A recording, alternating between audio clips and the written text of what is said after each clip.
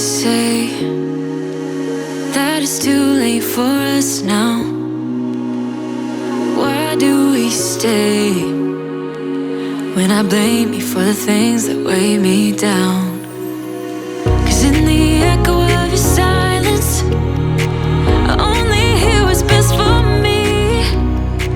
Yeah, in the echo of your silence. Oke, selamat sore waktu Tehran. Saya sekarang bersama seorang wanita Indonesia, orang Indonesia yang ternyata ada di Tehran.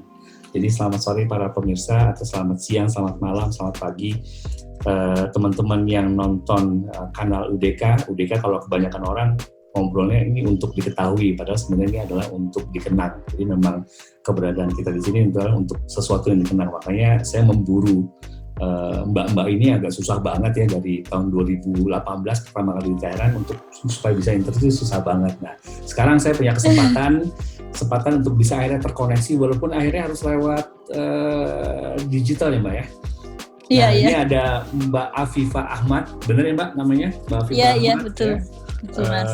Yang tinggal di Tehran, di Iran khususnya sudah lama. Nanti Mbak Afifah akan cerita sedikit tentang ceritanya. Dan Iran ini adalah tempat yang menarik untuk diceritakan, dan kebetulan aja ini ada orang Indonesia yang ternyata ada orang Indonesia juga ya di Iran ternyata. Jadi buru-buru nih mesti di rep. Awalnya tadi kita pengen ini dilakukannya secara offline, kita pengen syuting beneran gitu, namun sayang sekali minggu ini pemerintah Iran menutup beberapa tempat publik khususnya untuk 1 minggu ke depan, sehingga kita harus mengalihkan proses ini melalui online. Nah, selamat sore Mbak Afifah, senang bisa sore, ketemu Mas. lagi. Aduh, gila. Sama-sama. Akhirnya ketemu lagi tapi online, apa daya ya? Iya nih, iya ya. Apa daya. Yes, Mbak Afifah. Saya kan pernah ketemu Mbak Afifah pertama kali saya di Iran. Waktu itu sempat main ke rumah dan pengen banget tuh ngobrol sama Mbak Afifah banyak gitu ya. Terus baru kali ini kita punya kesempatan bisa ngobrol walaupun online ya. Dan kebetulan siaran ini juga saya siarkan langsung juga via Facebook Live buat trial juga. Buat trial aja, tapi sisanya akan bisa lihat di kanal UDK untuk dikenang. Nah, Mbak Afifah, kenapa sih bisa tiba-tiba ada di Iran nih? Warga negara Indonesia kok tiba-tiba ada di Iran? Yang mungkin orang Indonesia sendiri nggak pernah kepikiran loh ke Iran. Nah, iya. Jadi awalnya tahun 2001 ya, 2001 saya tuh masih kuliah di Jogja, suami juga di Jogja. Oke, pernah di Jogja ya? Iya. Terus kami itu agak nikah cepet nih ceritanya, nikah muda. Oke. Jadi suami selesai skripsi itu saya semester akhir kalau nggak salah. Kita nikah, terus kita mesti kos bareng gitu. Terus tiba-tiba ada pengumuman dari satu lembaga budaya Iran, pengumuman penerimaan beasiswa gitu. Terus kemudian kita coba, saya waktu itu di semester akhir kita coba untuk tes. Dan kebetulan kita dua-duanya lulus gitu Mas. Oke. Kita dua-duanya lulus, tapi karena saya masih semester akhir mengerjakan skripsi, jadi saya ditunda. Suami dulu yang berangkat, kemudian kita jarak jauh itu komunikasinya. Jadi kebayang waktu itu cuma ada Yahoo Messenger. Jadi kebayang kan, jadi udah ketahuan banget berarti itu kapan ya? Iya, kita anak kos, terus ini juga belum ada, HP belum ada ya kalau nggak salah. Itu kita cuma pakai Yahoo Messenger komunikasinya.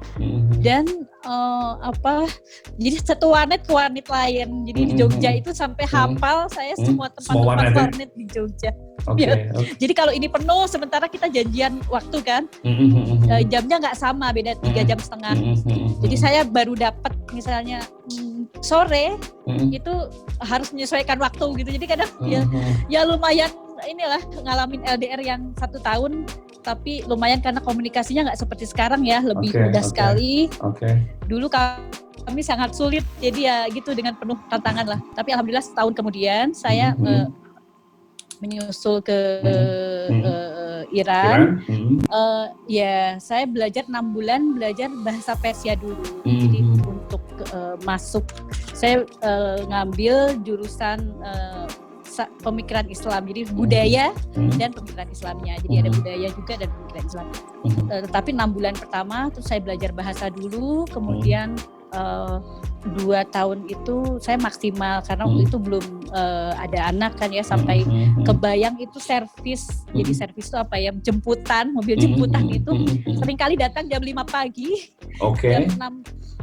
Jam 6 pagi, tapi kan kita siap-siapnya itu kan ya. Udah sebelumnya ya? Ya dari sebelumnya, jadi nyubuh banget itu udah nungguin, kadang-kadang bersalju gitu kan. Jadi ini banget gitu, kebayang masa-masa itu. Nah udah selesai sekitar berapa ya, 4 tahun 5 tahunan gitu di KUM. Sebenarnya kita mau pulang itu, sama-sama suami juga, suami udah selesai. Saya juga di semester akhir itu di KUM-nya itu ya. Kita sudah mau pulang, sudah siap-siap semua nih.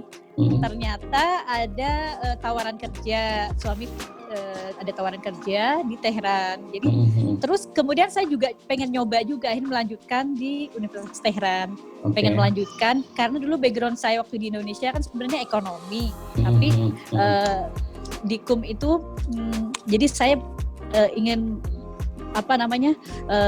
melihat juga jurusan yang memang di KUM ada kan, jurusan-jurusan keagamaan ya. Kebetulan saya juga tertarik budayanya, jadi saya ngambil double degree gitu. Nah kemudian ketika suami ada tawaran kerja di Tehran, saya mengajukan juga beasiswa di Universitas Tehran untuk jurusan ekonomi, melanjutkan yang di Indonesia gitu ceritanya. Soal di Indonesia, sekolahnya apa tuh Mbak? Sekolah di Indonesia? Saya dulu tuh kayak ada perintis jadi salah satu perintis ekonomi Islam di Indonesia ya, Islamic Banking School namanya, di Jogja. Itu salah satu di Jogja. Jadi saya ambil ekonominya, terus suami ambil manajemennya kan. Jadi saya di sini lanjut pengen ke ekonomi lagi di Universitas Tehran, dan waktu itu sudah diterima sebenarnya. Sudah diterima, tapi pada kondisi anak saya itu waktu itu kayak masih belum bisa ditinggal di kalau di Kudak ya, kalau di ini kayak semacam penitipan anak gitulah ya. Semacam daycare. Daycare gitu, dia kayak belum mau gitu. Jadi selalu protes gitulah. Akhirnya saya udah wawancara dan segala macam, tapi tidak saya lanjutkan gitu. Padahal sudah diterima untuk S2 ekonomi di Universitas Tehran waktu itu. Jadi saya nggak lanjutkan. Nah dari situ jadi kan banyak di rumah, banyak nemenin. Saya mulai ngeblog dengan teman-teman.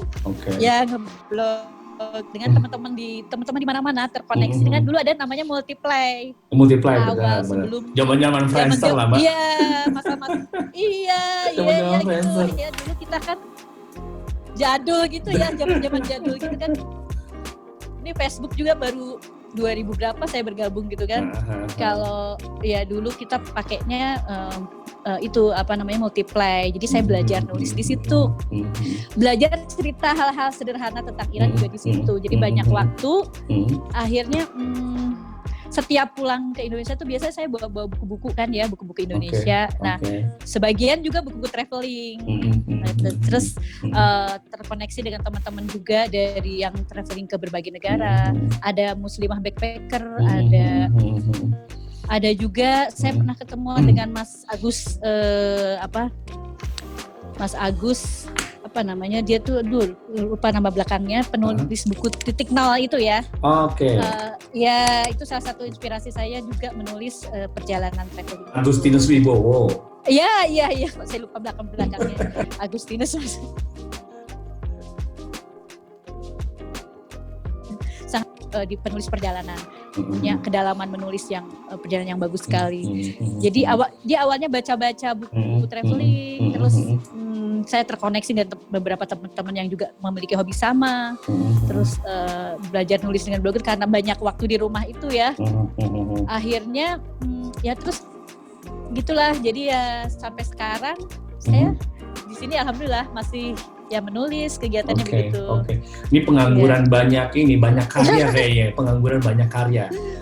Pengangguran banyak acara dan karya, bukan cuma acara. Kalau acara kan ketemu kayak gini kan kita acara-acara sosialita ya Mbak ya, sosialita Tehran.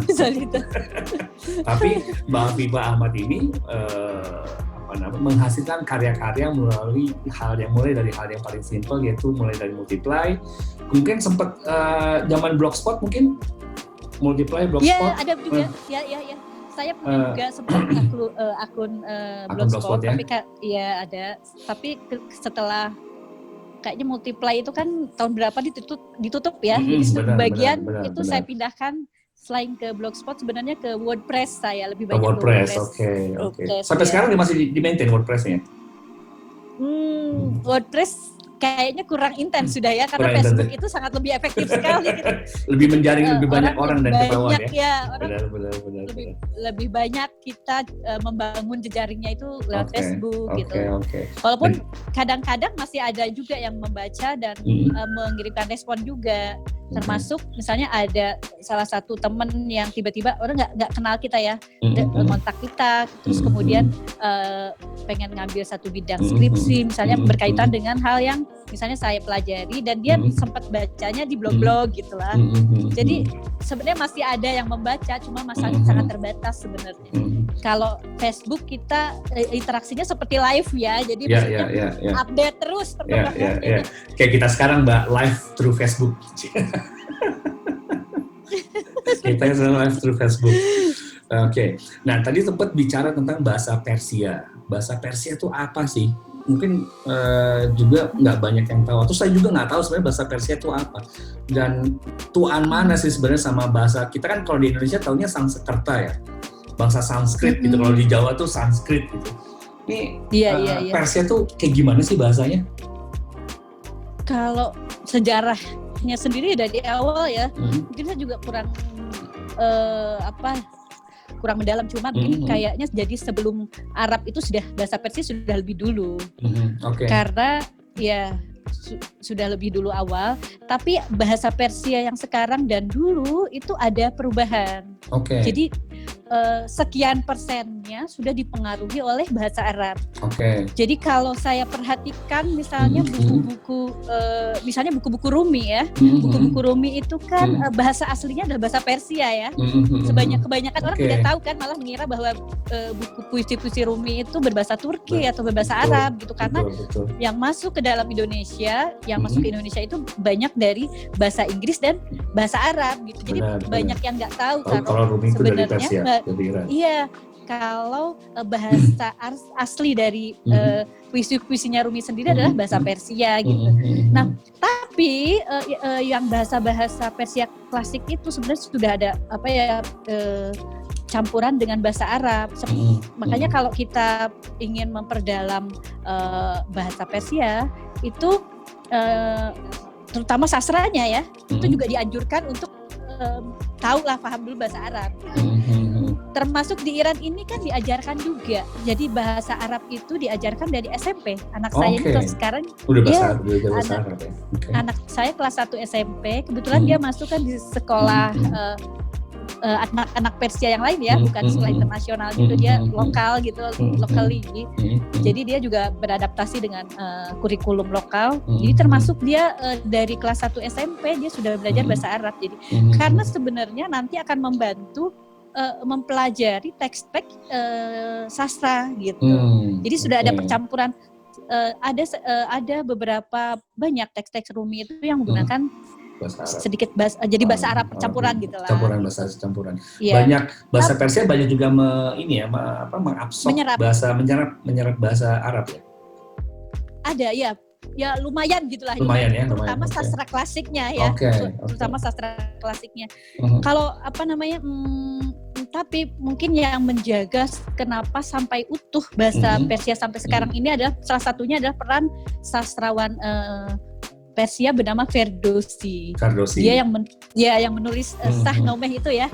Shahnameh, satu karya sastra yang cukup legendaris lah ya. Jadi kayak cerita-cerita kerakyatan yang dibuat sangat himoseh itu bahasa versi Indonesianya. Ya kadang-kadang saya suka kebalik-balik terminologinya ya. Iya. Nah itu kenapa sampai bahasa Persia sampai sekarang ada masih istilahnya tidak tergantikan oleh bahasa Arab misalnya ya, karena kan sebenarnya mayoritas Islam, oke? Seperti di Mesir, Mas. Mesir itu bahasa aslinya bukan Arab. Oke. Ya, tapi kemudian Islam masuk dan akhirnya berganti dengan bahasa Arab gitu kan. Sebenarnya awalnya bahasa kunonya Mesir itu bukan bahasa Arab gitu. Ada bahasa tertentu lah gitu, tapi kemudian Islam masuk dan bergantilah misalnya bahasanya dengan Arab gitu. Tapi di Persia ini menarik, dia tetap walaupun mayoritas kan Muslim ya, tapi bahasa Persianya tetap dijaga gitu, walaupun penyerapan banyak dan ada, tapi bahasa Persia tetap utuh gitu lah ya, tetap sampai sekarang menjadi kuat dari sisi tulisannya. Tulisannya kan berbeda juga ya. Benar. Tulisannya jadi dari sisi tulisannya kan berbeda juga. Hurufnya kan huruf ada tambahan itu ya, ada C. Iya. Seperti pegon itu loh Mas, pegon kita kalau bicara tulisan Indonesia klasik itu kan ada tulisan orang-orang zaman dulu, nenek kita itu menulis atau kakek kita dengan bahasa Indonesia tapi menggunakan bahasa Arab petulisannya. Oke. Itu ada kan kalau nggak salah itu ya. Jadi bahasa itu kadang-kadang zaman dulu banget masih menuliskan itu, jadi bahasa Indonesia tapi menggunakan huruf aksara Arab. Iya, betul. Pegon. Ya itu pegon disebutnya gitu. Jadi menurut saya ya itulah yang bahasa Persia itu yang sekarang ada sudah ada asimilasi tapi tetap utuh. Dia menjadi tetap bahasanya sendiri. Jadi tetap ada penyerapan ya, tapi bahasa Persia sendiri utuh gitu sebagai sebuah bahasa yang berdiri sendiri. Oke. Bahkan kalau di Indonesia malah kebalik. Indonesia cukup banyak menyerap bahasa asing ya. Jadi dari sisi bahasa kita di Indonesia cukup kayak misalnya bahasa Farsi itu kan di Indonesia cukup banyak yang bisa ditemukan gitu. Dari beberapa sama ada orang Iran gitu ya. Iya. Enggak beberapa lagi, cukup banyak yang saya bilang mungkin ratusan cukup ratusan kata yang terutama barangkali yang dari bahasa Arab juga ya mungkin dari bahasa Arab juga ya kayak istilah bahasa Arab ya. Iya, ada persamaan mungkin ya. Betul. Oke. Nah, ini kan pengalamannya banyak. Udah berapa tahun ya Mbak Afifah di Iran? Sekitar 18 tahun lah ya, 18 tahun. Udah bulukan Mas. Udah ini ya, udah jadi ketua suku nih kalau nggak salah. Ketua suku. Jadi ketua suku kucennya orang Indonesia di Iran ya.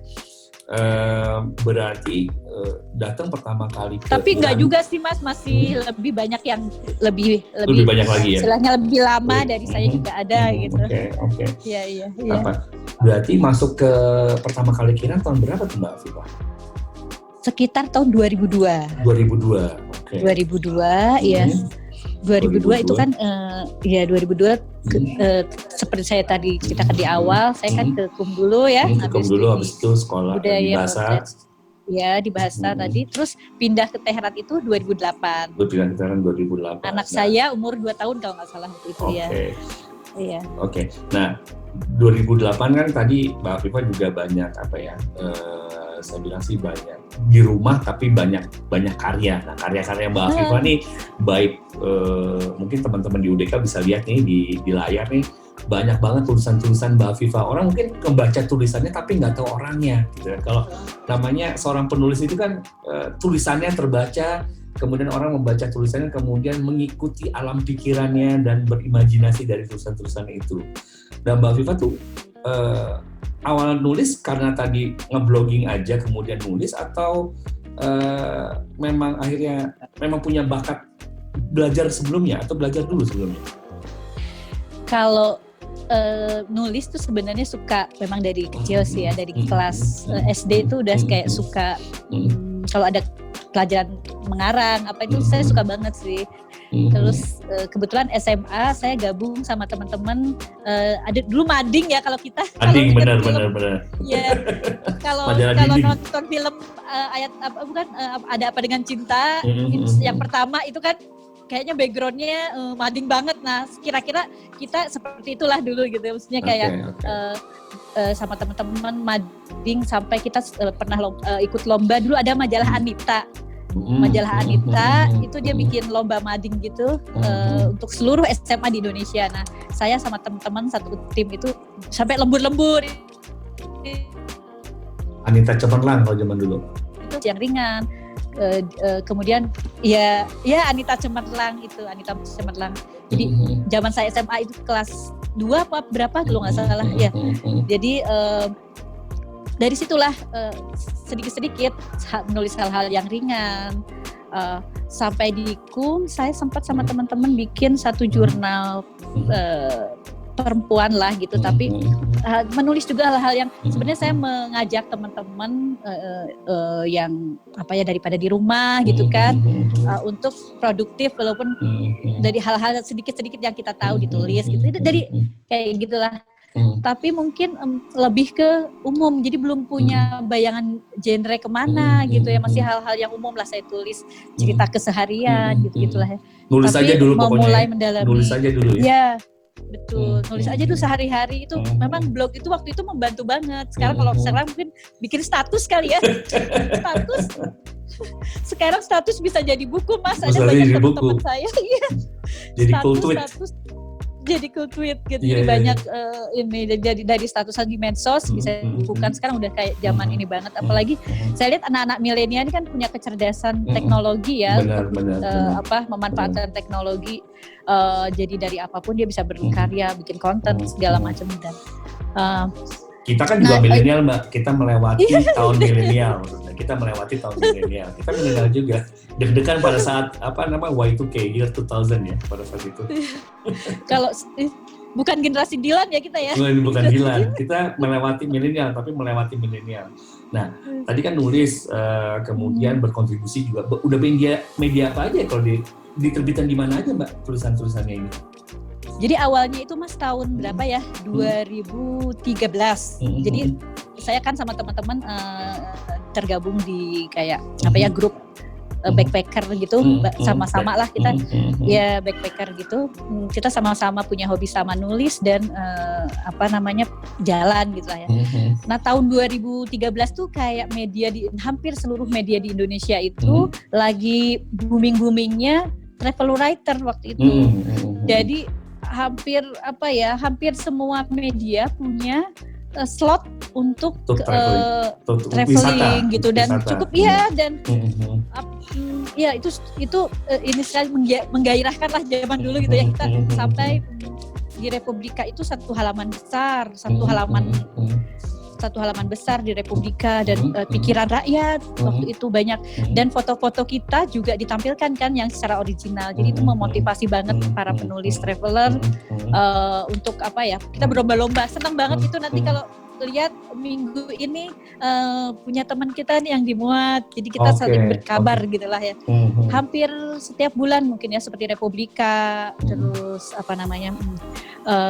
pikiran rakyat kalau yang untuk lokal Jawa Barat ya. Kemudian apalagi waktu itu ya, Jawa Pos dan Jawa Pos ya, Tribun gitu.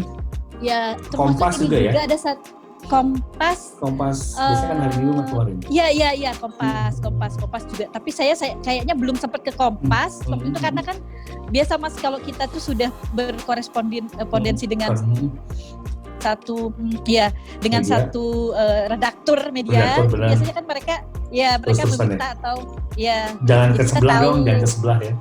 Iya, jadi sebenarnya kalau saya sih kemana aja maksudnya enggak Nah terakhir itu yang bukan terakhir sih sebenarnya, ini juga ada yang di majalah Asri. Oke. Cerita tentang apa tuh majalah Asri? Kayaknya ini majalah Asri itu arsitektur. Nah ini jadi makin menarik nih pembicaraannya. Iya. Sebentar saya akan lihatkan ya Mas ya. Ini. Oke, ini saya cerita tentang rumah klasik Persia. Iya, saya ini kebetulan fotonya juga saya ngambil. Oke, wow. Iya. ini cerita tentang gimana sih rumah-rumah klasik Persia itu memiliki apa ya akulturasi antara Islam dengan budaya Persianya gitu. Saya cerita tentang rumah-rumah klasik di Koshon, Mas. Udah pernah ke Koshon? Wah, ini kita newbie di Iran, Bu, Mbak. Kita newbie di Iran, jadi gitu. Harus jalan-jalan. Makanya saya kontak sama Mbak Afifah dulu supaya bisa diajak jalan-jalan ke Kashan, ke Yas. Insya Allah, iya. Sebenarnya kalau Koshon itu kan tidak terlalu jauh ya dari Teheran ya. Jadi Koshon itu sekitar mungkin 3 jam atau 3 jam setengah ya, sampai 3 jam setengah. Koshon itu kalau kita jadi bisa ke Qum dulu 1,5 jam ke Qum dan 1,5 jam sampai Koshon. Iya. Nyebutnya Koshon ya, bukan Kashan ya? Itu penulisannya Kashan, tapi lafaznya ya, adalah penyebutannya ya Koshon. Kalau orang Iran menyebutnya Koshon. Iya, orang Iran kan melafalkan A itu O ya, jadi O gitu. K itu jadi Ko, jadi Koshon. Iya. Itu di situ kalau kita misalnya nggak punya banyak waktu dan misalnya cukup sehari, itu bisa lah, ya mungkin 1 hari 1 malam lah ya, itu bisa misalnya rumah-rumah klasik, ada masjid klasik, banyak pasar dan peninggalan lain yang lebih banyak kebangunan sih sebenarnya, lebih banyak kebangunan gitu. Dan sangat bagus sekali gitu. Jadi, tahun 2013 tadi itu ya itu lagi booming-boomingnya lah ya, termotivasi semuanya. Termasuk kayak Trinity itu sampai berapa buku itu kan memulai karirnya ya dari 2013 yang terus menerus ada buku serinya Trinity 1, 2, 3 dan sudah difilmkan juga kan ya. Yang ya. Tapi itu Trinity kayaknya belum ke Persia deh. Ya, iya itu menyayangkan sekali, banyak teman-teman yang sebenarnya mereka tuh apa ya sebenarnya pengen cuma mungkin nggak tahu caranya banyak informasi ya masih ada kekhawatiran gitulah Mas, masalah keamanan. Tapi kemarin saya sempat share di yang videonya siapa Mas Helmi ya kalau nggak salah ya, itu sempat cukup dapat respon bagus juga di Facebook, artinya banyak yang memang sebenarnya tidak terlalu tahu gitu ya, masalah informasi aja sih Mas, karena media di Indonesia itu lebih banyak ke politiknya tentang Iran, padahal menarik sekali kalau kita ngelihat ini loh Mas, peninggalan UNESCO yang ada di Iran World itu jumlahnya ya itu ada 24 dan Iran menduduki ketiga di Asia setelah Cina dan India. Nah kadang-kadang kan Iran tidak dikategorikan sebagai secara geografikal, tidak dikategorikan sebagai Asia. Seringkali masuknya ke kategori Middle East instead of Asia, West Asia kan? Ya, ini seluruh Asia ini seluruh Asia dan dia ke-10 untuk seluruh dunia. Seluruh dunia, Untuk UNESCO-nya ini. Pasti menarik banget ya. Artinya banyak hal yang baik itu artefak maupun non artefak yang bisa digali gitu dari peninggalan UNESCO ini. Nanti kan tidak mudah juga mendaftarkan satu situs ke UNESCO itu kalau dia tidak punya latar belakang sejarah yang kuat gitu ya, dari sisi setiap situsnya gitu. Sebenarnya makanya itu sebenarnya menarik gitu, banyak hal yang bisa digali di Iran. Itu juga menjadi latar belakang saya kenapa akhirnya saya tertarik banyak nulis keliling Iran. Iran dulu, jadi karena melihat wah ternyata saya berada di satu tempat yang sebenarnya itu saya banyak bisa mengeksplor gitu, tempat-tempat yang tidak banyak diketahui teman-teman di Indonesia gitu, jadi bisa sharing gitulah. Kalau istilah anak sekarang tuh adalah hidden gem. Hidden gem ini very hidden tapi there's something exciting yang bisa dilihat dari sini kan.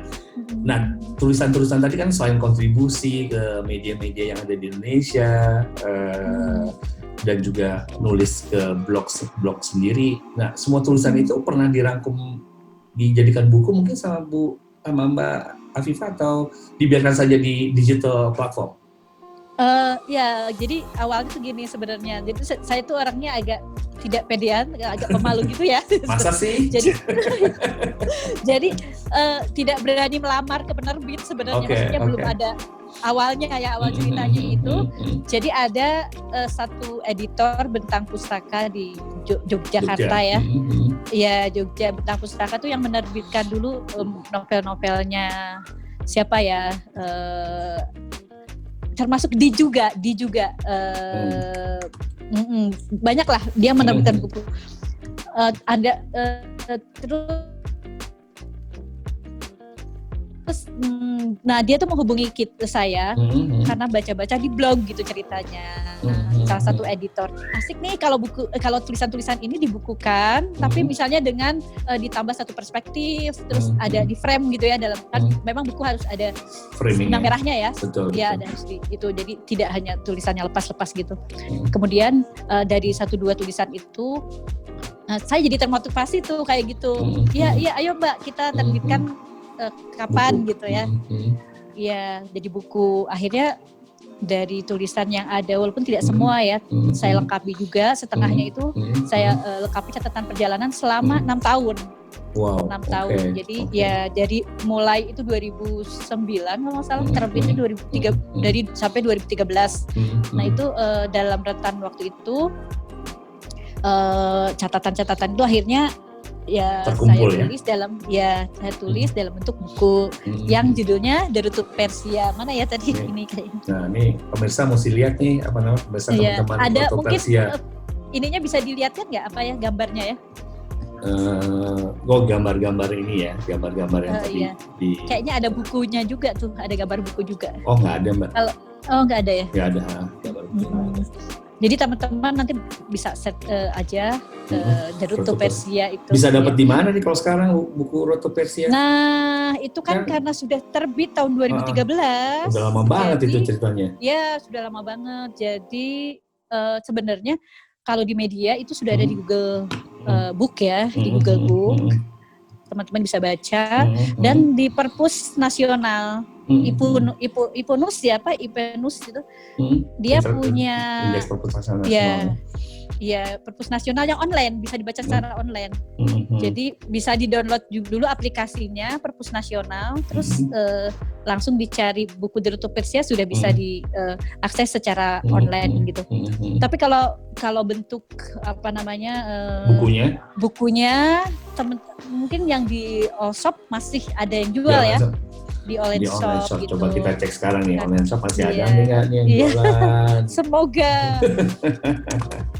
Mudah-mudahan sih ya. Masih ada di. Masih ada ya. Masih ada di Tokopedia, masih ada yang jual nih. Buku Road to Persia. Jadi teman-teman yang mau persediaan penerbit sebenarnya sudah habis ya. Di penerbit sudah habis ya. Jadi sebenarnya sudah habis. Oke. Ini udah harga pedagang kalau sekarang. Terus, udah harga pedagang nih. Iya.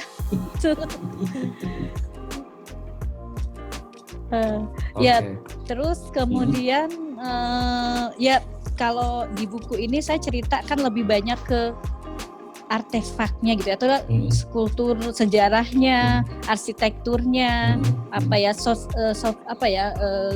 budayanya gitu. Iya.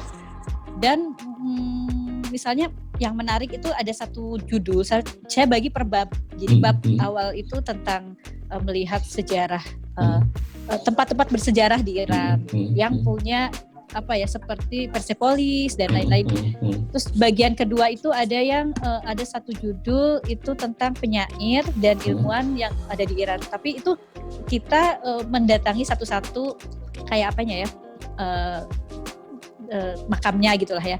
Karena ada yang menarik di Iran, makam penyair klasik itu tidak hanya dibuatkan semacam makamnya aja, tapi di situ ada pusat risetnya. Itu saya pernah datangkan ke Hafiz Hafiziyah yang ada di Shiraz ya, ke Hafiz Sa'di. Itu biasanya dalam satu komplek besar itu ada taman. Ya, tamannya cukup luas. Selain makam utama, dan makam utama itu bentuknya nggak serem sama sekali, jadi kayak bukan makam gitu. Kemudian ada kafe di situ, di sebelahnya tuh kafe. Kemudian ada kayak librarinya.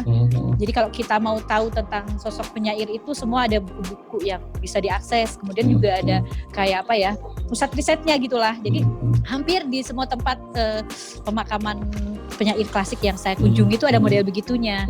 Kalau di Shiraz, nah yang di bab kedua itu kan saya membahas tentang itulah ya, mausoleum penyair gitu dari Hafiz Sa'di yang ada di Shiraz. Kemudian yang ada di Nisabur itu Hayyam atau di Iran disebut Hayyam.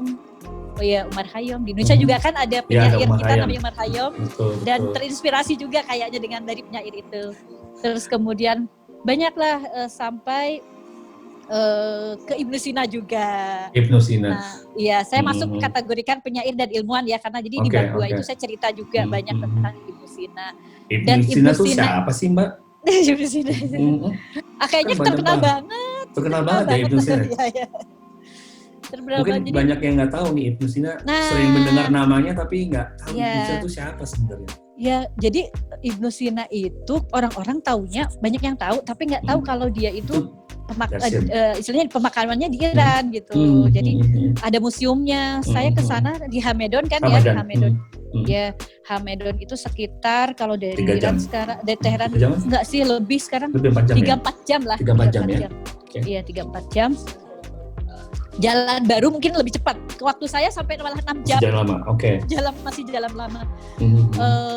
Dan itu kan kompleknya itu sangat menarik. Jadi selain dia ada pemakaman, juga ada, ya itu yang saya ceritakan tadi, ada kayak seluruh buku-buku karya Ibnu Sina maupun banyak peneliti tentang Ibnu Sina itu juga diabadikan di satu tempat. Jadi orang yang tertarik kepada Ibnu Sina itu tidak hanya menapak tilas di makamnya gitulah, tapi juga meriset hasil-hasil karya orang lain tentang Ibnu Sina. Terus ada satu tempat juga galeri yang memuat kayak peralatan yang digunakan Ibnu Sina pada saat itu gitu kan. Dia kedokteran juga ya. Dia seorang selain penyair, filosof, dia juga seorang dokter kan. Bukunya itu ada Qanun, sama satu lagi itu Asy-Syifa yang sangat terkenal, dan itu sudah menjadi abad keberapa itu diterjemahkan ke berbagai bahasa di Eropa dan menjadi pengajaran penting di perguruan medical itu di Eropa gitu. Jadi kan tokoh yang sangat penting banget gitu. Tapi orang-orang tidak tahu kalau misalnya ternyata makam dan pusat risetnya berada di Iran gitu. Teman-teman juga sebagian baru pada tahu gitu. Saya juga nggak tahu loh, setelah diceritain sama Mbak Vita saya baru tahu bahwa Ibnu Sina itu di Hamdan dimakamkannya ya, dimakamkan. Tapi dia bukan dari Hamdan ya. Sebenarnya kalau pembagian Persia klasik itu kan dia masuknya dari arah ke Bukhara itu ya, dari sebenarnya kalau sekarang memang bukan masuk negara Iran, tapi dalam pengertian Persia yang lama, Persia klasik, dia bagian dari Persia gitu. Karena dulu tuh Persia itu kan mulai dari Mongol sampai ke mana, ke Georgia, pecahan Rusia itu ya. Ya, Armenia. Pecahan Rusia ya. Turkmenistan termasuk ya? Turkmenistan, Tajikistan gitu termasuk nggak ya? Tajikistan iya. Termasuk itu termasuk kerajaan Persia ya? Iya. Iya, pada saat itu. Jadi ya istilahnya tokoh yang dimiliki bersama lah ya. Yang dulu berada di bawah Persia kuno gitu, termasuk negara-negara yang dulu pernah dijajah oleh pernah dalam Rusia gitu. Nah, menarik, selain itu juga ada obat-obatan, Mas. Jadi ruangan khusus untuk jadi melihat obat-obatan yang digunakan pada saat itu, daun-daunnya. Pokoknya menarik banget lah gitu. Jadi, saya juga justru itu menjadi tonggak pertama saya untuk jadi melihat Iran lebih luas. Jadi ketika melihat Ibnu Sina, maka di makam Ibnu Sina kan saya sangat sekali ya. Di Hamedon itu saya sangat ternyata banyak yang bisa diekspor gitu ya di Iran ini gitu. Dari situlah justru saya berapa kali sih ke Hamedon, 2 atau 3 kali gitu. Jadi selalu berkesan sekali lah buat saya. Harus ke sana, Mas. Iya, harus ke sana memang benar. Nah, ini kan saya mau kasih lihat nih, ada foto-foto Mbak Afifah nih. Ini foto di mana nih, Mbak? Pakai pakaian ini kok saya lihat kayak di mana ya? Turkmenistan ya. Turkmenistan ini ya. Turkmenistan. Jadi gini. Turkmenistan ya. Iya. Jadi di Iran itu kan dia punya suku-suku yang berbatasan dengan negara-negara kalau misalnya itu daerah Turkmenistan itu arah di utaranya, kalau nggak salah timur utara timur utara itu provinsinya Gilon. Gulestan. Oke. Ya, yang ada Gumbah Kabut itu ya. Nah, ke sebelah ke utaranya lagi itu dia berbatasan dengan Turkaman. Dengan negara Turkaman. Jadi secara budaya, secara bahasa itu ada kemiripan.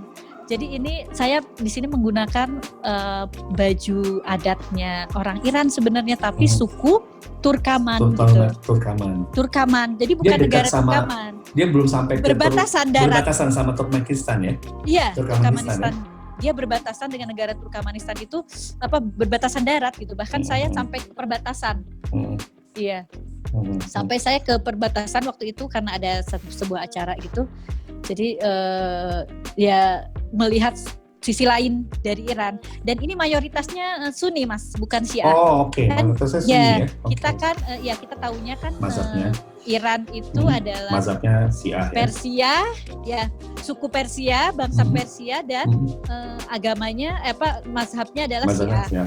Ya, tetapi ketika saya justru masuk ke pelosok-pelosok Iran yang berada di perbatasan-perbatasannya, saya menemukan hal-hal yang lain gitu loh. Maksudnya Iran juga punya suku-suku yang berbeda dan mazhab-mazhab yang bermacam-macam juga gitu. Termasuk ini adalah Sunni, kalau tidak salah Hambali kalau tidak salah. Hambali ya. Ini mirip-mirip kayak Kurdistan juga ya pakaiannya atau enggak? Ya, beda. Mirip-mirip. Beda lagi ya? Beda lagi, Kurdistan beda lagi. Saya pernah juga ke Kurdistan. Ya, Kurdistan juga Sunni, tapi Sunninya adalah Syafi'i. Kurdistan enggak. Kalau bukan Kurdistannya, jadi suku Kurdi itu menempati 3 provinsi di Iran. Satu adalah Kurdistan, satu lagi ada Kermanshah, dan satunya adalah Ilam. Iya, Ilam. Ilam. Jadi dia 3 provinsi ini didiami oleh suku Kurdi. Jadi mereka ya budayanya macam-macam sih. Kalau yang di Kermanshah yang saya pernah datang itu dia Sunni juga, tapi Sunninya adalah Sunni Syafi'i. Jadi seperti di Indonesia ya Mas ya. Di Indonesia kan kebanyakan Sunninya adalah Sunni mazhab Syafi'i, kebanyakan lah ya. Jadi itu ada persinggungan juga dengan yang saya lihat di Kermanshah. Bahkan saya pergi ke satu tempat dan ketemu ulama juga yang ada di Kermanshah itu yang pernah ke Indonesia. Oh iya? Kebetulan ulama ini, saya ada bukunya juga dikasih sama dia, ditandatangani juga ya. Dia penulis juga dan tokoh. Kebetulan kita bisa ketemu waktu di satu tempat itu, desa atau kota ya, kota kecil lah. Namanya tuh Poweh Mas. Poweh itu ya sangat cantik sekali pemandangannya, dan dia berbatasan langsung dengan Irak. Jadi Irak yang sebelah barat daya mungkin ya. Irak kan bertemu dengan Irak barat daya dan selatan ya. Ahwas tuh tidak. Kalau Ahwas itu ke selatan ya. Selatan. Kalau ini barat daya. Jadi berbatasannya dengan Ilam. Nah, yang Kermanshah ini berbatasan dengan suku Kurdi yang ada di Irak. Gitu. Asli. Mereka sama-sama Kurdi ya, tapi sama-sama dipisahkan oleh beda-beda. negara gitu. Ya. Administrasi gitu. Negara dipisahkan ya. Tapi secara suku mereka terkoneksi ya. Secara ada persamaan-persamaan gitu. Ada persamaan-persamaan. Menarik sih bahasanya. Juga beda ya. Iya, orang Kurdi itu lebih ramah dan lebih suka sebenarnya dari kultur asli itu suka musik gitu Mas. Lebih suka musik ya. Musik ini kultur. Tampilannya Suaminya Mbak Afifah megang alat musik berarti. Kalau ini di ini ya Turkmenistan ya. Turkaman ya, suku Turkaman. Suka juga dia. Suka juga musik ya. Suka nari kalau dia. Ada tarian yang khusus itu loh Mas, yang saya pernah kayaknya di KBRI kalau nggak salah pernah menampilkan. Iya. Kalau ini lain lagi nih, kan beda lagi nih. Ini menarik ya. Beda lagi nih ceritanya. Ini waktu saya ke perbatasan Afghanistan. Wow. Iya. Jadi nama tempatnya itu Nastivan. Jadi sekitar kalau dari kan masuk provinsinya adalah Khorasan Rezawi itu Mas. Khorasan Rezawi dari Mashhad itu kan kalau dari sini ke Mashhad sekitar 900 kilo kira-kira ya. 900 kilo. Nah, ini dari 8 jam 9 jam ya. Kalau pakai darat ya. Pakai darat. Iya. Nah, ini dari Mashhad itu masih harus sekitar 4 sampai 5 jam lagi. Ke arah selatan lebih. Iya, Nastif. Ke arah. Nah, itu di situ tuh ada kayak situs budaya sebenarnya, bukan situs budaya, situs antropolog, situs penggerak mesin penggerak padi, bukan padi ya, gandum dengan menggunakan angin. Karena daerah yang ini Nastivan ini menariknya dia sukunya adalah suku Afgan Mas. Dari bahasa tadi kan saya cerita udah ada suku Turkaman ya. Turkaman, Kurdistan sama. Kurdistan. Nah ini suku Afgan. Dia orang Iran, ya secara kebangsaannya Iran, tapi suku dan bahasanya itu dekat dengan suku Afgan gitulah. Jadi ini kan kalau lihat bajunya itu mirip banget ya Mas yang dengan baju-baju tradisional Afghanistan ya. Ini kayak topinya kan sering banget. Iya. Di sini juga sebagian besar mazhabnya Sunni Mas. Oke. Di kota ini, Nakhchivan ini. Saya kebetulan di sana ketemu penulis juga yang dia menggali. Jadi kalau saya ke satu tempat tuh biasanya saya cari penulis Mas, penulis sejarah ini di situ. Jadi enaknya Mbak Afifah enak karena menguasai bahasa Persia.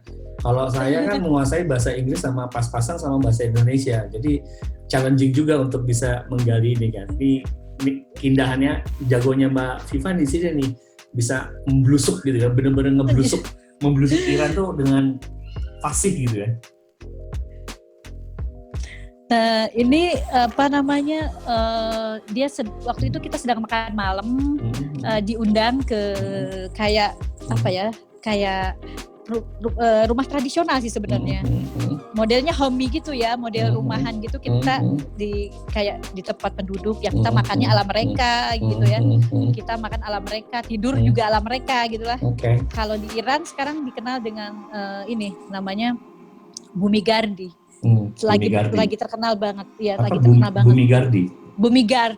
Jadi apa ya, Bumigard itu dari homestay lah sebenarnya, modelnya model homestay gitu ya, lebih apa ya, jadi dia akan, kita tahu budaya-budaya lokal gitulah.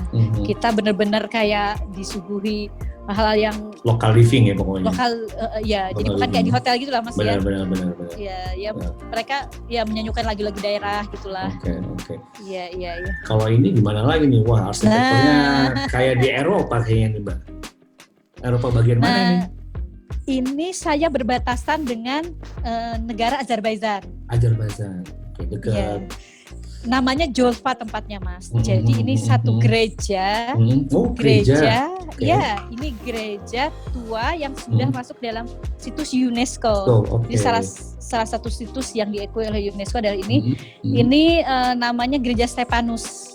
Gereja Stefanus, oke. Ini masih berfungsi atau hanya dijadikan museum di sini? Sempat saya tanya-tanya juga, kalau hari-hari tertentu tetap ada kayak upacara gitu. Tapi lebih banyak karena sudah jadi situs UNESCO itu lebih banyak kayak untuk dieksplor gitu. Mas, ketika saya ke sana masih ada beberapa ini kok apa namanya? Pastor, pendeta, kayak gitu ya. Kayaknya di Iran ini lebih banyak menganut Kristennya Armenia. Kristen Ortodok kalau nggak salah ya. Banyak, ya. Model, ya Kristen Ortodok. Ini tadi kotanya di kota apa, Mbak? Jolfa ya. Gereja Stefanus, iya. Ardabil berarti? Bukan. Kalau Ardabil itu masih kemana ya, Mas? Kalau ini arahnya itu Azerbaijan, ke arah provinsi Azerbaijan Timur kalau di Iran. Berarti lebih masuknya lewat the coast of Caspian ya? Iya, Tabriz. Lebih Tabriz. Kota Tabriz Oke. Jadi di atasnya Tabriz nih. Iya, di atas Tabriz. Dari Tabriz itu kita masih sekitar 3 jam lah untuk sampai 2 jam setengah untuk sampai ke Jolfa. Jolfa benar-benar di Jolfa nih benar-benar di perbatasan di bawah. Saya sempat kita waktu itu diperiksa paspor karena banyak orang Iran yang langsung dia nembus ke negara Azerbaijan dengan mobil pribadi kan, karena kan itu langsung perbatasan darat ya Mas ya. Jadi kita sempat diperiksa dokumen juga karena khawatirnya kita melintasi negara gitu. Benar. Padahal kita enggak, kita cuma karena itu masuk ke jalan mau ke gereja ini sekaligus jalan menuju negara Azerbaijan. Oke. Itu melewati satu sungai namanya Sungai Oras. Saya sempat melihat di seberang sungainya itu adalah negara Azerbaijan gitu. Jadi sungai itu dimiliki oleh 2 negara lah, antara tapi Iran dan Azerbaijan. Zolfa ini masuknya ke Azerbaijan ya? Enggak. Ke Iran, tapi provinsinya provinsi Azerbaijan Timur. Oke, menarik ya. Banyak juga Mas yang waktu di Tempo ini kan tulisan ini dan foto ini pernah dimuat di Tempo ya. Oke. Pernah dimuat di Tempo. Mereka agak ini juga ya istilahnya salah sedikit menginformasikan ya. Bukan, ada kan peta ya Mas ya, biasanya dipetakan gitu, peta. Mereka buat peta sendiri. Nah dia kayak masuknya ke Azerbaijan, padahal bukan. Karena mungkin karena sangat berbatasan sekali, itu tepat tipis berada di perbatasan, tipis sekali. Gitu. Dan secara kultural, provinsi Azerbaijan Timur di Iran itu secara bahasa dan suku itu mendekati Turki dan Azerbaijan. Ya, Turki dan Azerbaijan ya. Jadi ada kedekatan secara suku dan secara bahasa gitu ya. Etnisnya juga bahasanya ya. Kalau yang ini beda lagi nih. Nah ini tadi yang di ini Mas, yang di Nastifan tadi yang ada dua musisi yang menggunakan. Ya. Ini masih di Afghanistan berarti ya? Afgan ya, ini masih perbatasan dengan Afghanistan. Dia ya itu bajunya begitu modelnya, baju daerahnya. Nah situs yang saya ceritakan ini tadi, situs di belakang itu Mas, di atasnya itu ada baling-baling. Yang windmill tadi ya, buat gandum ya? Iya, di bawahnya itu ada batu. Jadi ketika udara itu masuk atau angin itu masuk terserap, si batu itu bisa tergerakkan gitu Mas, penggilingan itu. Dia banyak digunakan pada masa dinasti Safawi dan sampai masih bekerja sebenarnya sekarang, cuma ya lebih banyak sekarang untuk kayak dibuatkan museum gitu ya. Dan karena menariknya daerah ini hampir sepanjang tahun itu memiliki angin yang sangat kuat gitu. Jadi masyarakat setempat mungkin memanfaatkan itu sebagai tenaga untuk menggiling gandum gitu, tenaga. Gandum tuh kalau nggak salah juga bahasa Persia ya, tapi gandum. Gandum. Jadi bahasa Indonesia juga gandum. Iya. Betul. Oh ini masih daerah mana nih? Apakah ini tadi yang Turkaman itu? Turkaman juga ya? Iya, dengan topinya itu kan yang khasnya ya. Turkaman. Turkaman. Satu lagi pakai peci. Suaminya Indonesia banget ya Turkaman. Ini Turkaman agak Mongol mungkin mirip ya, karena pakai masuk dalam kubah-kubah itu. Kubah kemah-kemahnya. Iya. Ini bukunya tadi. Bukunya ini. Persia tadi ya, Persia. Masih bisa dilihat di mungkin kalau tadi sih saya cek di Tokopedia masih ada. Masih ya kayaknya ya. Dan semoga bisa langsung cetak repeat order ya. cetak ulang. Ini dari Turkaman tadi ya. Jadi windmill yang berputar. Nastifan, sorry. Yang dekat Afghanistan tadi ya. Jadi kan kelihatan ya itu baling-baling bambunya. Baling bambu. Baling itu nanti kalau ada angin itu dia berputar. Ini karena dikunci bagian bawahnya dia. Jadi kalau enggak dia berputar dan bawahnya tergerak gitu.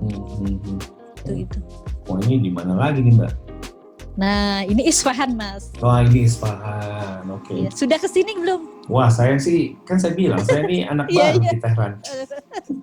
Iya. Wah banyak nih yang harus kita bolangin ya. Iya harus bolang ulang nih buat Mbak Afifa jadi bolang ulang.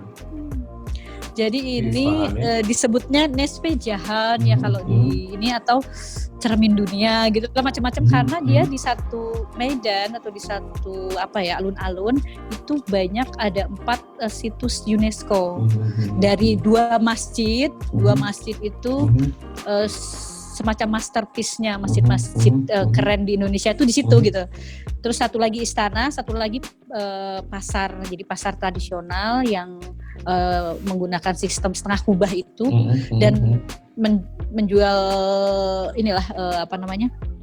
banyak ini tradisional ya, kerajinan tangan dan sebagainya.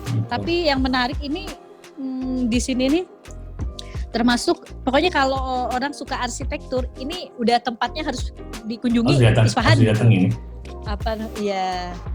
Ya harus didatangi. Jadi dia semacam alun-alun melingkar dan setiap sudut itu punya masing-masing itu ada masjid-masjid yang memang sudah diakui secara UNESCO gitu ya. Dari arsitekturnya gitu ya kan dia pakai ini yang kelihatan di depan ini Iwan namanya. Salah satu dua bawah tadi ya. Iya. Dua tiang ya, Iwan, 2 tiang ini. Ya, 2 tiang itu Iwan dan Iwan itu salah satu ciri khas arsitektur di Persia karena Ya dia kayak semacam bukan hanya pintu gerbang kan sebenarnya konsepnya pintu gerbang ya, tapi dia ada kayak bangunan tersendiri kan, kayak model stalaktitnya, terus dengan ada kayak dibuatkan ubin-ubin gitu ya, keramik itu mozaik keramik gitu. Jadi ya nanti pergi sendiri aja lah. Dinikmati sendiri nanti insya Allah. Pokoknya kalau nggak akan mungkin kalau teman-teman yang belum pernah ke Iran, Isfahan ini biasanya menjadi tujuan pertama. Dan bisa hubungin saya biar barengan kan? Oke. Yang belum ke Iran atau ke Isfahan bisa hubungin saya biar barengan. Iya. Di bawah ini ya. Di bawah ini ya. Di bawah ini. Wah ini kalau ini gimana nih Mbak? Ya itu di dalamnya, salah satu okay. masjid. Jadi dia kan menggunakan dekorasi ubin turkais itu ya.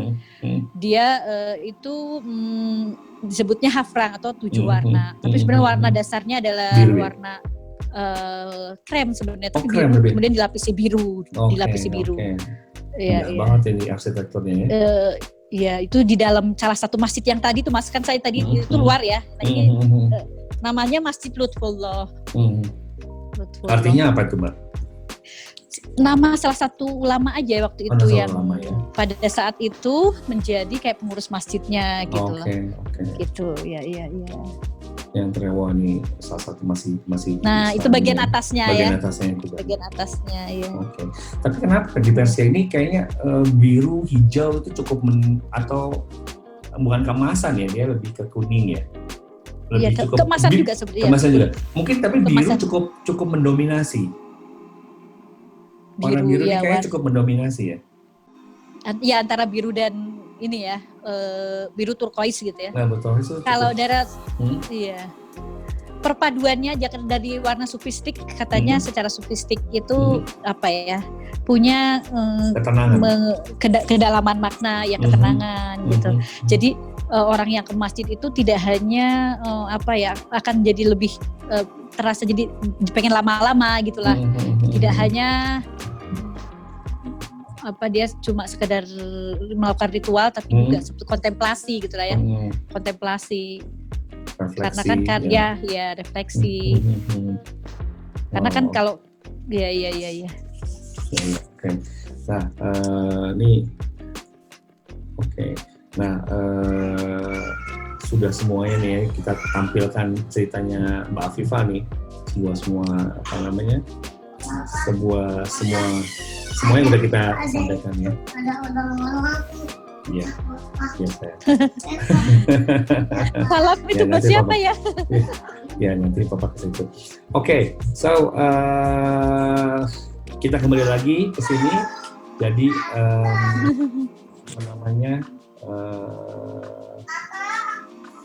Oke, kita sudah ada di penghujung cerita nih Mbak Afifah ya. Di ujung cerita Mbak Afifah tentang Iran, sudah hampir 1 jam 50 menit lebih kita sudah berbicara, ngobrol-ngobrol nih.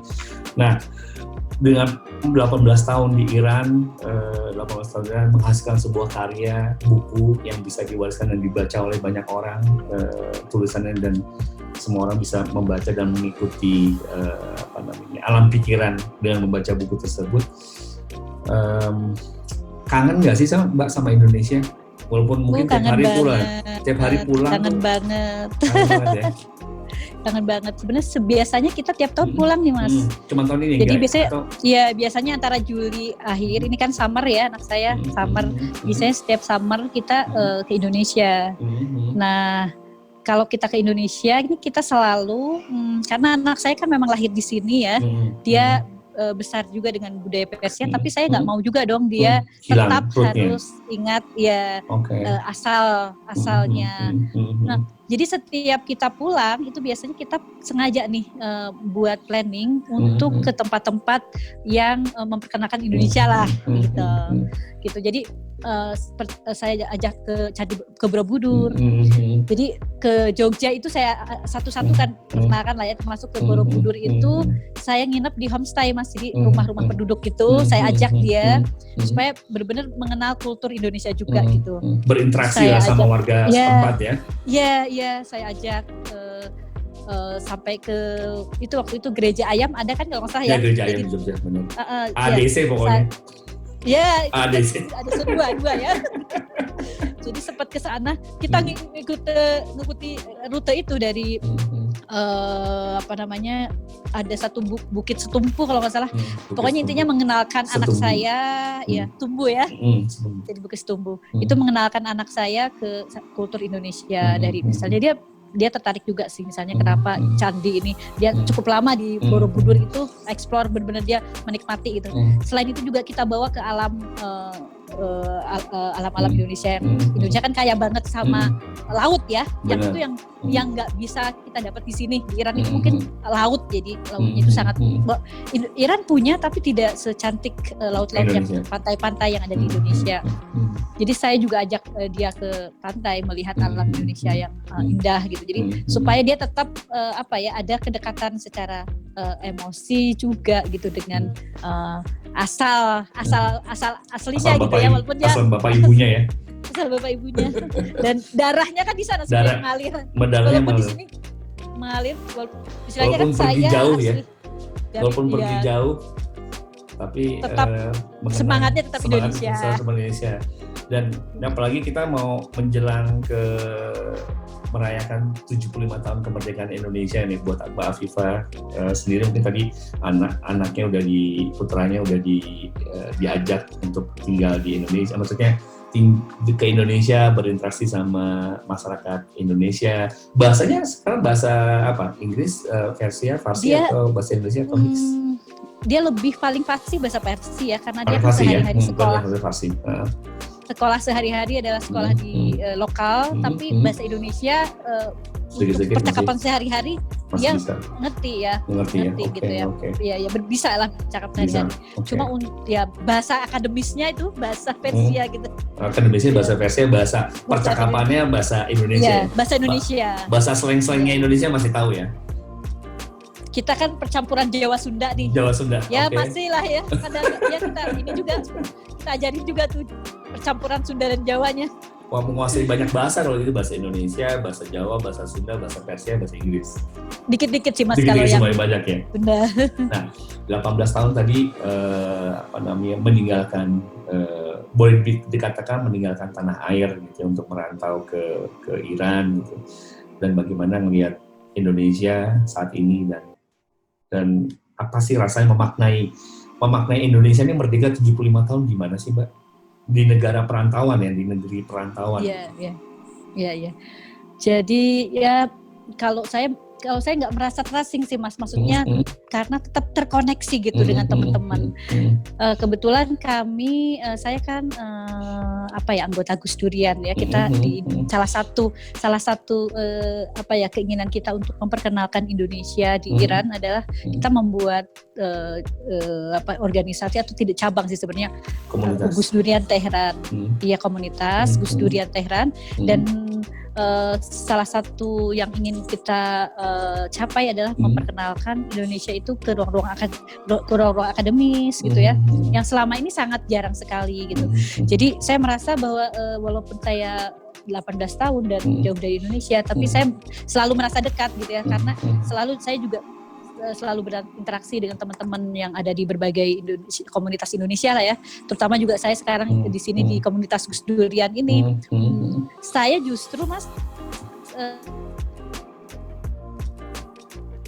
kemudian ketemu salah satu Indonesianis yang ada di Iran. Dia kan tertarik sekali tuh dengan Indonesia, tertarik meneliti tentang Indonesia. Bahkan teman saya itu mengambil disertasi tentang masuknya Islam ke Indonesia gitu ya. Bagaimana pengaruh tasawuf terhadap masuknya Islam di Indonesia. Artinya dia menyimpulkan bahwa Islam di Indonesia itu sangat ramah karena punya latar belakang seperti itulah gitu. Nah, saya berinteraksi dengan mereka.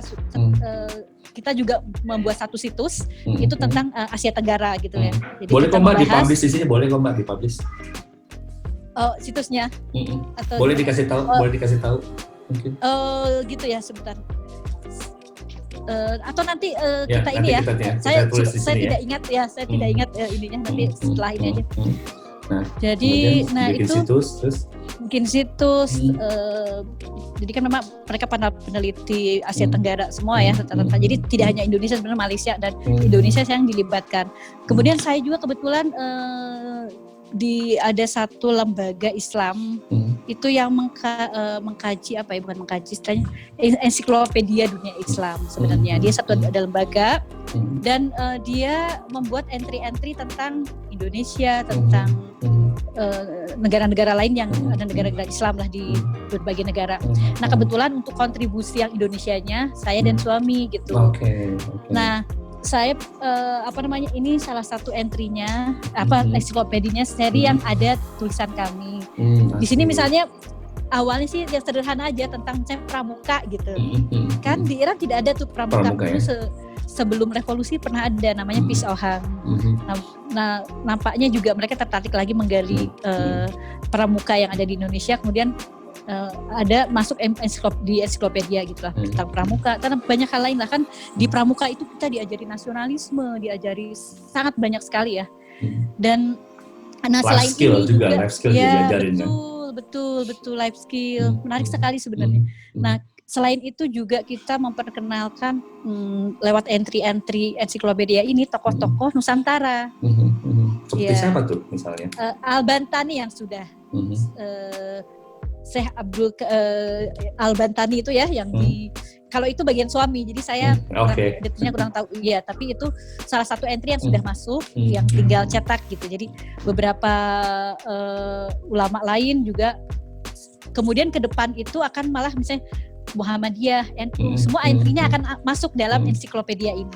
Dan saya pikir walaupun kita berada di Iran, tapi kita bisa sangat berkontribusi untuk Indonesia dengan memperkenalkan tokoh-tokoh nasional Indonesia, budaya Indonesia ke masyarakat Iran sendiri. Tidak hanya tentang Islam, tapi bagaimana tentang toleransi yang ada di Indonesia. Betul. Berdampingan suku dan etnisiti. Jadi kita pernah Mas ya, kita pas jalan itu kita pakai kaosnya yang ada tulisan Gus Dur ya. Ada tulisan pokoknya apapun agamamu istilahnya intinya yang ketika kamu berbuat baik ya orang akan melihat dari situnya gitu loh. Akan menghargai dari situ, bukan melihat apapun agamamu, apapun latar belakangmu gitu. Jadi kalau kamu berbuat baik ya orang akan melihat kebaikan kamu itu gitu. Nah itu kita kan pakai kaos itu bertiga di lagi jalan ke pelosok Iran. Kemudian karena ada gambar Gus Durnya itu, mereka tanya siapa sih tokoh itu gitu. Ya saya jelaskan bahwa ini tokoh nasionalis, perekat bangsa juga, pernah menjadi salah satu presiden. Dan mereka kan taunya ya Soekarno gitu aja ya, yang ini tapi banyak yang tidak tahu tentang Indonesia gitu. Saya merasakan perbedaan sekali karena 18 tahun kan memang waktu yang sangat panjang ya, maksudnya dari awal saya datang sama sekali masyarakat Iran itu tidak tahu gitu loh tentang Indonesia. Malah mereka tuh dari mana sih, Afrika bagian mana gitu ya kan. Kita bicara bukan kalangan akademisnya ya, tapi masyarakat awam itu. Masyarakat umum. Ya, masyarakat umum ya. Tapi berbeda dengan misalnya sekarang ketika misalnya sekarang itu rata-rata ya walaupun banyak yang masih juga tidak tahu persisnya detailnya, tapi minimal sudah tahu gitu Indonesia di mana. Dan sebagian malah ketika menyapa saya langsung Indonesia ya kan. Indonesia pasti sudah mulai yang bisa menebak, karena menurut saya juga ya di sini peran para diplomat juga gitu ya, memperkenalkan Indonesia, termasuk acara-acara budaya yang pernah dilakukan di sini juga sangat berpengaruh. Jadi saya pernah disapa orang itu di jalan itu karena dia bilang penjual bunga itu di jalan kamu Indonesia ya, katanya. Saya pernah loh datang ke acara budaya yang pernah dilakukan oleh Safir atau dubes kamu gitu. Jadi ya sangat terasa sekali. Jadi ya alhamdulillah sih menurut saya juga. Terus dengan adanya terakhir itu SEA Games sepertinya ya, Asian Games ya. Ini ya Asian Games sama Para Games ya. Iya, Asian Games. Ya. Nah itu juga kan orang Iran ini suka olahraga ya, jadi selalu dia memantau, mengikuti gitu. Jadi ketika ada penyelenggaraan itu otomatis dia melihat juga Jakarta selalu diekspor di media-media mereka gitu. Jadi buat saya Indonesia ya sekarang sudah banyak sekali sih ya kemajuannya, apalagi dengan sudah untuk konteks Iran sendiri ya yang saya tinggal itu sudah lebih banyak dikenal lebih daripada saya awal datang gitu ya. Produk-produknya juga seperti kopi itu baru-baru saja 2-3 tahun mungkin ya. Lagi banyak-banyaknya ya. Kopi saset ya itu sudah dikenal, itu sesuatu yang ya kita perlu hargai lah istilahnya, kerja keras yang perlu kita hargai lah ya. Ya. Jadi gitu. Buat Mbak Afifah tanah airnya tidak akan terlupa dan terkenang selama hidup walaupun saya pergi jauh gitu ya lebih ya. Insyaallah. Dan merdeka itu artinya membawa kibaran bangsa ke tanah yang non jauh di sini di Iran. Dengan menghasilkan karya-karya yang luar biasa. Terima kasih banyak waktunya nih Mbak Afifah. Wah, kita tanpa terasa sudah sejam. Ada beberapa tadi teman-teman yang nge-like juga di Facebook dan juga menyampaikan salam. Kita akan wrap up recording ini dan juga live-nya nanti diposting lagi ke kanal UDK untuk dikenang. Sekali lagi terima kasih banyak Mbak Afifah atas waktunya, atas cerita-ceritanya. Mudah-mudahan ini bukan yang pertama dan terakhir kali. Ini boleh yang pertama tapi tolong jangan yang terakhir kalinya. Semoga kita bisa bertemu lagi offline ya. Offline ya. Offline ketemu recording beneran gitu. Masih banyak yang mesti diceritain kan. 18 tahun kalau kita tempat-tempat di Teheran juga tempat-tempat di Teheran, kafe-kafe yang mungkin masih banyak yang bisa kita kunjungi bareng-bareng. Benar. Mudah-mudahan kalau pandemi ini udah mulai mereda ya, ya betul.